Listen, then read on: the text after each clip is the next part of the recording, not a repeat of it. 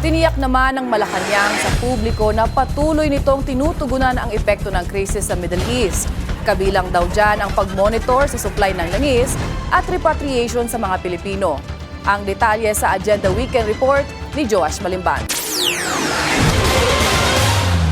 Pero gusto kong ulitin sa inyo, hindi kayo maiiwanan, hindi kayo pababayaan ng pamahalaan. Ito ang pinanindigan ni Pangulong Bongbong Marcos sa kanyang inilabas na vlog ngayong araw.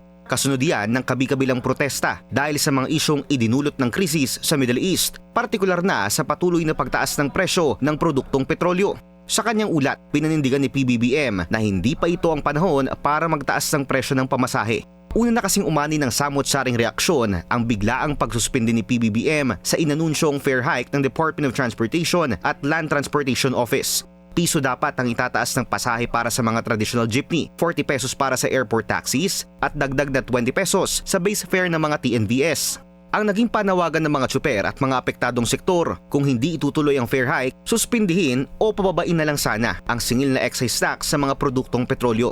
Ayon kay PBBM, patuloy ang pagbibigay ng fuel subsidy sa mga nasa transportation sector at pakikipag-ugnayan sa private companies para mabigyan ng discount ang mga commuter. Dagdag pa ng Pangulo, patuloy ang pakikipag-ugnayan sa ibang mga bansa para makapag-angkat ng dagdag na supply ng langis. Kasama umano rito ang India, China, Japan, Thailand, Brunei at South Korea.